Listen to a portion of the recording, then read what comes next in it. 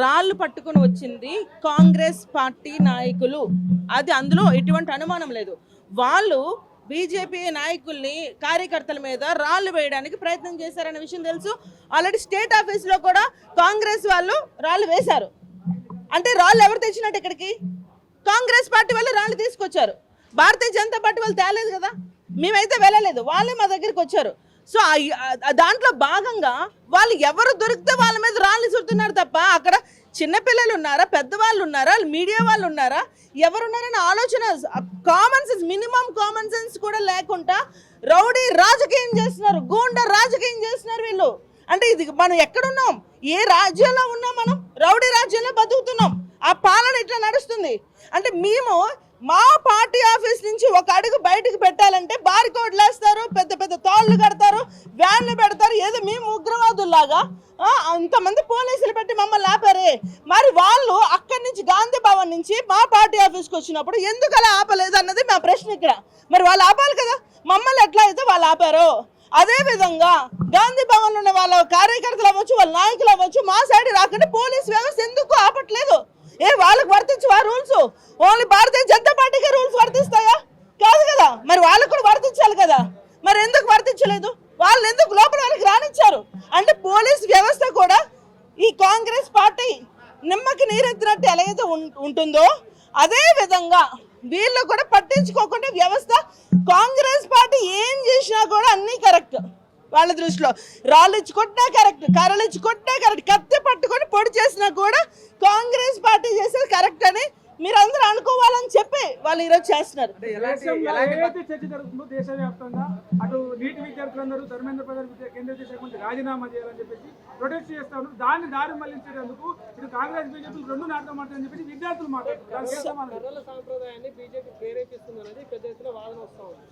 మరి రాళ్ళ సాంప్రదాయాన్ని వాళ్ళు ప్రేరేపిస్తున్నప్పుడు అంటే మేము అప్పట్లాగే గాంధీ ఒక చెంప మీద కొడుతూ ఇంకో చెంప చూపించమంటారా? చెప్పండి. అలా చూపించా? ఇప్పటికీ కూడా ఈ కాలంలో కూడా నువ్వు కొడితే కొట్టు, ఇంకొక చెంప చూపిస్తావని మనం అడగలేం కదా. ఇప్పుడు అక్కడ ఏదైతే ఇప్పుడు జరిగిందో ఢిల్లీలో ధర్మేంద్ర సింగ్ గారిని ప్రధాని రాజీనామా చేయమని అడిగారు. దేనికి అడగాలి? ఇప్పుడు చర్చలకి, నీటికి సంబంధించిన, విద్యార్థులకు సంబంధించిన చర్చలకి మేము సిద్ధంగా ఉన్నాము అన్న విషయం మేము చెప్పాక కూడా దేనికి వీళ్ళు మోడీ గారి ఇంటి, మన ప్రధాని మోడీ గారి ఇంటి ముందుకి రాహుల్ గాంధీ వెళ్ళి ఎందుకు ధర్నా చేయాల్సిన అవసరం ఎందుకు వచ్చింది? అంటే మేము ఒప్పుకోలేదా చర్చలకి? ఒప్పుకున్నాం కదా. ఆయన కూడా మా ఆపోజిషన్లో ఉన్నప్పుడు, మా ఆపోజిషన్ లీడర్ అయినప్పుడు ఆయనకు ఆ హోదా ఇచ్చినప్పుడు మాట్లాడొచ్చు కదా, చర్చలు కొనసాగించవచ్చు కదా. అంటే మేము చర్చలకి రావేమో అనుకొని ఒక మాట మాట్లాడారు. ఇప్పుడు చర్చలకి మేము అంగీకారం తెలియజేసిన తర్వాత ఈరోజు వాళ్ళు మాట్లాడేదంటే పాకిస్తాన్ వాళ్ళు అడిగే డిమాండ్స్ మాట్లాడుతున్నారు. అంటే ఇది కేవలం రౌడీ రాజకీయం చేయడానికి ఏదో ఒక రకంగా భారతీయ జనతా పార్టీని ప్రజల్లో నేడు చూపించాలి అని ఒక ఆలోచనతో ఆ రోజు రాహుల్ గాంధీ చేసే పని అనేది మనకు ప్రతి ఒక్కరికి క్లియర్గా మీకు అర్థమవుతుందో లేదో కానీ మాకైతే చాలా క్లియర్గా అర్థమవుతుంది. ప్రవీణ్ ఖచ్చితంగా మేము, ఇది చాలా బాధాకరమైన విషయం. మేము, నా బ్రదర్ లాంటి వాడు ప్రవీణ్. యాక్చువల్గా మాకు మంచిగా సపోర్ట్, మేము ఏ ధర్నాలు చేసినా కూడా తను ముందుండి, ఈవెన్ తననే కాదు అందరు మీడియా సోదరులంతా కూడా మాకు ముందుండి మాకు సపోర్ట్ చేశారు.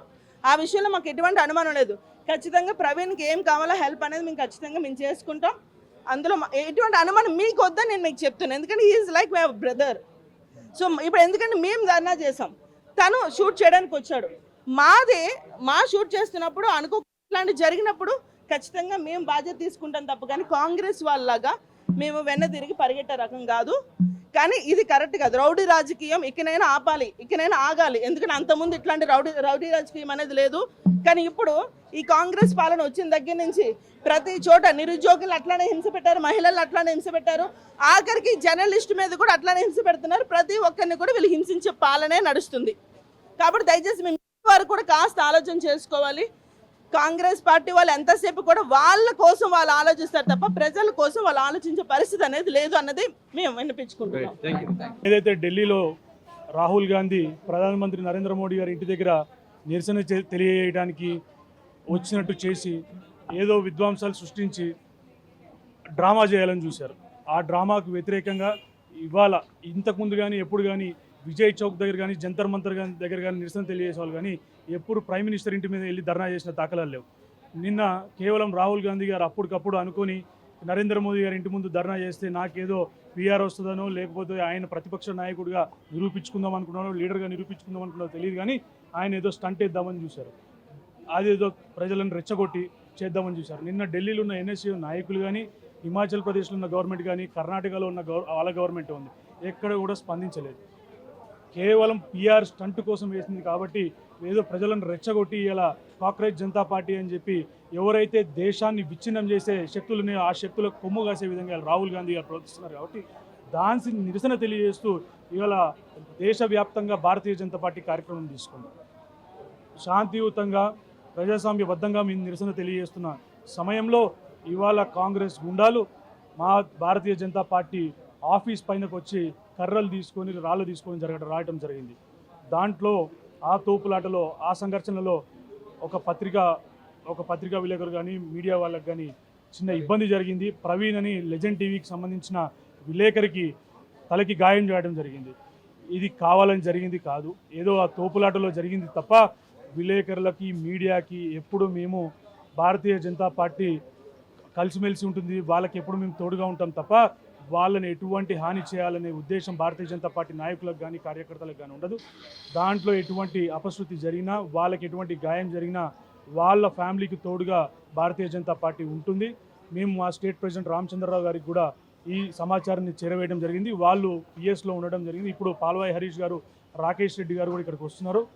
పవన్ గారికి ఎటువంటి వాళ్ళకి సదుపాయాలు కావాలన్నా, వాళ్ళకి మెడికల్గా ఎటువంటి అవసరం ఉన్నా మేము తోడుగా ఉంటామని చెప్పి భారతీయ జనతా పార్టీ తరఫున మేము తెలియజేస్తాం.